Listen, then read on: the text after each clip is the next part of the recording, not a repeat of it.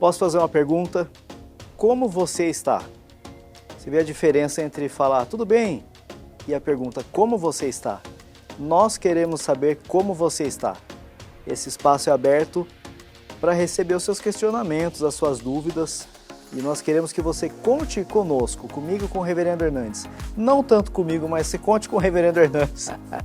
Então assim, a gente tem esse canal aberto para você enviar suas dúvidas para cá, tá bom? Para falar o que está aí no seu coração, de repente, né? Tirar alguma dúvida sobre a Bíblia. Esse é o Trocando Ideias, nós estamos aqui para atender você.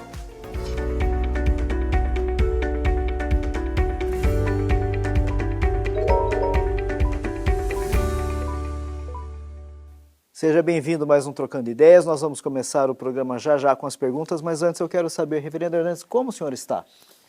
Rapaz, um pouco de sono, mas muito animado. Eu vim meio cochilando hoje de São Paulo para Campinas, sabia? Que perigo, pastor. Pois é, mas eu cheguei, estou animado. Agora tomei um cafezinho. Ótimo. Acordei. Pronto para partilhar com os meus irmãos aqui o assunto que está em pauta aí. A gente tem trabalhado bastante, né? É muito bom isso, mas né? A gente trabalha feliz. Feliz, com certeza. Nós vamos começar então, deixa eu ver quem mandou pergunta para cá hoje. A Marieta Gutierrez. Eu quero começar aqui com a pergunta dela. Você está aí assistindo o programa, você fala, poxa, como é que eu faço então para mandar minha pergunta, né? Vocês não avisaram, como é que faz? Como é que faz, pastor? Manda um e-mail para cá? Manda um e-mail para cá. trocandoideias@lpc.org.br. Prontinho para atender a todos. Faça igual a Marieta fez, a Edneia e o Paulo. As perguntas estão aqui, ó. Vamos lá então para Marieta Gutierrez. Pastor Hernandes, me ajude com uma questão bíblica, por favor. O Espírito Santo aparece no Novo Testamento em forma de pomba no momento do batismo de Jesus. Exato. E também ao ascender ao céu, no momento em que Jesus entrega o seu... ao ascender o céu, Jesus nos entrega o Espírito Santo como Consolador. E de que forma ele aparecia no Antigo Testamento? Os personagens históricos conheciam o Espírito Santo? Essa é uma grande pergunta. A revelação de Deus, ela é progressiva. O Espírito Santo sempre esteve presente no Antigo Testamento. Desde Gênesis, o Espírito de Deus pairava sobre a face das águas, está lá em Gênesis 1:2, está no começo das Escrituras. O Espírito Santo, ele vinha em momentos especiais, sobre pessoas especiais, para propósitos especiais. Mas não era ainda a dispensação do Espírito Santo no sentido de ter sido derramado para permanecer e ficar para sempre com o povo. Isso foi prometido lá no Velho Testamento. Por exemplo, Joel capítulo 2, verso 28, o profeta Joel, que foi considerado o João Batista do Velho Testamento e o profeta do avivamento, ele diz o seguinte, capítulo 2, verso 28, e acontecerá depois que derramarei o meu espírito sobre toda a carne, vossos filhos e vossas filhas profetizarão, vossos velhos sonharão, vossos jovens terão visões, e até sobre os servos e sobre as servas derramarei meu espírito naqueles dias. Tem outras profecias muito claras da dispensação do Espírito Santo que, prometida no Antigo Testamento, cumprir-se-ia no Novo Testamento, como Isaías 44, né? Derramarei água sobre o sedento, torrente sobre a terra seca, derramarei meu espírito sobre a tua posteridade e a minha bênção sobre os teus descendentes. Essa profecia de Joel, 700 anos antes de Cristo, se cumpre no dia de Pentecostes. Né? Aqueles 120 discípulos estavam reunidos no cenáculo, todos perseveraram unânimes em oração. 10 dias depois, domingo, 9 horas da manhã, estavam sentados, quando o Espírito Santo veio com poder sobre eles, em línguas como de fogo, pousando uma sobre cada um deles. Como um vento impetuoso, entrou na casa e todos ficaram cheios do Espírito Santo. E passaram a falar em outras línguas as grandezas de Deus. A multidão se ajunta para ver o que está acontecendo, porque tinha muita gente em Jerusalém, era uma festa, a festa das colheitas, a festa do Pentecostes. Uns disseram, o que quer isso dizer? Outros olharam com preconceito, são galileus. Outros olharam com zombaria, estão embriagados. Pedro se levanta, cheio do Espírito Santo, e diz, não, eles não estão bêbados, são 9 horas da manhã. O que está ocorrendo aqui é o que profetizou Joel. É o que anunciou Joel. Esse texto que acabamos de ler. Então o Espírito Santo foi prometido, as pessoas lá tinham o Espírito Santo em ocasiões especiais. Você lê acerca de Sansão, que vinha o Espírito Santo sobre ele e ele virava um gigante. O Espírito Santo capacitou aqueles que construíram o tabernáculo. Agora, no Pentecostes, o cumprimento dessa promessa vem e Jesus alertou sobre isso. Por exemplo, lá em Lucas 24, 49, Jesus diz assim, permanecei na cidade até que do alto sejais revestidos de poder. Lá em Atos 1,4 ele diz que não muito depois desses dias recebereis a promessa do Pai, sereis batizados com o Espírito Santo. E os discípulos perguntaram, mas vai ser nesse tempo que o Senhor vai restaurar o reino a Israel? Ele disse, não vos compete saber, nem tempos, nem épocas que o Pai reservou pela sua exclusiva autoridade, mas recebereis poder ao descer sobre vós o Espírito Santo. Então, o Espírito Santo foi derramado historicamente naquele dia do Pentecostes para ficar para sempre com a igreja. Jesus diz, eu vou para o Pai, mas eu enviarei o outro Consolador, outro da mesma natureza, que é o Espírito Santo. O Espírito Santo é o Paráclitos. O Espírito Santo é o vigário de Cristo na terra. Não é o Papa, é o Espírito Santo. Vigário significa substituto. Jesus foi, e o seu substituto, o Espírito Santo, a terceira pessoa da Trindade, foi dada a nós para ficar para sempre conosco. Hoje, o santuário de Deus não é o templo mais. Aquele templo, Jesus vai ser destruído. Ele vai ser destruído. E foi, no ano 70. Quando você vai para o livro de Apocalipse, na Nova Jerusalém, no céu, não tem templo. Por que não tem templo? Por que lá na Nova Jerusalém não tem santuário? Porque ele era um símbolo. E agora chegou o simbolizado. E quando chega o simbolizado, não precisa mais do símbolo. O próprio Deus é o santuário. Nós habitamos nele e ele habita em nós. Nós somos a casa de Deus, o santuário de Deus. Então, essa é a verdade gloriosa que está aí diante dessa pergunta. Perfeito. Nós temos mais uma dúvida sobre Bíblia aqui. Vamos em frente com a pergunta da Edneia Cunha. Olá, pastor Hernandes e Tiago, obrigado por esse espaço. Em Salmos 51:12, vemos uma fala do salmista sobre salvação. Torna-me a dar a alegria da tua salvação. Pastor, a qual salvação Davi se refere? Salvação de alma ou algum livramento momentâneo? É boa essa pergunta também. Veja bem, 51:12.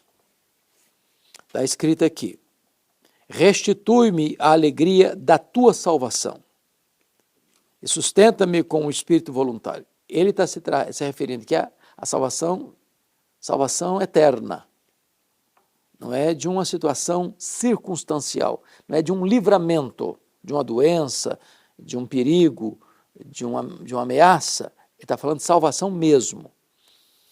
E algumas coisas importantes aqui, Tiago. Davi não pede para Deus devolver a salvação. Ele pede para Deus restituir a alegria da salvação. Um crente, mesmo quando ele tropeça e cai, ele não perde a salvação. Ele perde a alegria da salvação. Salvação não é uma dádiva que Deus dá e toma. É por isso que nós cremos na perseverança dos santos. Que aqueles que são salvos para sempre, é vida eterna. Quando um crente salvo tropeça e cai, Deus o disciplina.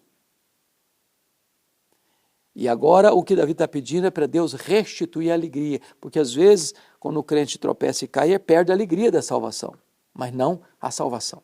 Então, é isso que esse texto está querendo nos dizer. Obrigado pelo esclarecimento, pastor. Amém. Nós temos aqui a pergunta do Paulo Vitor. Pastor, após tantos anos de ministério, o senhor consegue notar as mudanças que aconteceram nas igrejas evangélicas e tendo as igrejas se afastado da doutrina da verdade, como nós, crentes fiéis às Escrituras, podemos ajudar a combater ou confrontar esse efeito do modismo nas igrejas? Olha, Tiago, ele estava fazendo um levantamento interessante mesmo. Nesses 42 anos de ministério, eu já vi muita coisa acontecendo. E um dos grandes riscos da nossa geração é o que nós chamaríamos da influência da filosofia chamada pragmatismo de William James, uma filosofia criada nos Estados Unidos no século XX, entrando nas igrejas. E o que é a filosofia pragmática, o pragmatismo? É quando eu sacrifico a verdade pelo resultado. Eu não pergunto, é certo? Eu pergunto, dá certo? Eu não pergunto, é verdade? Eu pergunto, funciona? Eu não pergunto, isso agrada a Deus? Eu pergunto, isso traz resultado? Então, muitas igrejas abraçaram essa teologia, entre aspas, de mercado, de efeito Ibope. Você decide. Se é para alcançar mais resultado numérico ou financeiro, eu abro mão da verdade. Eu prego uma mensagem mais palatável. Por exemplo, há um grande pregador americano, não vou citar o nome por uma questão de ética, que ele diz assim, na minha igreja não prega sobre pecado, porque o povo já está machucado pelas realidades da vida. Eu vou trazer sempre uma palavra boa, uma espécie de panaceia, de um tônico, de uma B12 na veia. Bom, mas não é o Evangelho. Isso não é o Evangelho. O Evangelho tem como sua plataforma arrependimento. Foi a mensagem dos profetas, foi a mensagem de João Batista, foi a mensagem de Jesus, foi a mensagem dos apóstolos, foi a mensagem da igreja. Então, muitas novidades estão sendo criadas para buscar mais resultados. Segundo aspecto é quando as pessoas introduzem no culto a Deus inovações. E Deus estabeleceu na sua palavra como Ele quer ser adorado. Eu não posso acrescentar na liturgia do culto o que eu acho bonito, interessante ou atrativo. Não, o culto já foi estabelecido por Deus como Ele quer ser adorado. Trazer fogo estranho diante de Deus é incorrer em juízo. Então, é muito triste isso. Então, nós precisamos certamente dizer isso com toda clareza. E nós devemos advertir também as pessoas sobre esses riscos, porque muita gente às vezes o faz, Tiago, por desconhecimento, por ignorância. E é por isso que a Bíblia diz que o meu povo está sendo destruído porque lhe falta o conhecimento. Qualquer líder religioso, qualquer crente, inclusive, estudar a Bíblia. A Bíblia não é uma dentre as muitas regras de fé, ela é a nossa única regra de fé e prática. Então eu preciso me pautar pelas Escrituras. Por exemplo, como é que você descobre uma novidade? Pessoas dizem, eu descobri. Pleno século XX, descobri uma coisa que tem 21 séculos nas minhas costas. Ninguém sabia daquilo. Nossa, eu sou iluminado mesmo, hein? Os pais da igreja não souberam de nada, os reformadores não sabiam de nada, os irmãos que nos antecederam, os pais na fé, não sabiam de nada. Eu descobri, agora vou inovar? Não, a história está aqui nas minhas costas, como minha pedagoga, eu preciso aprender. E aprender olhando para as Escrituras.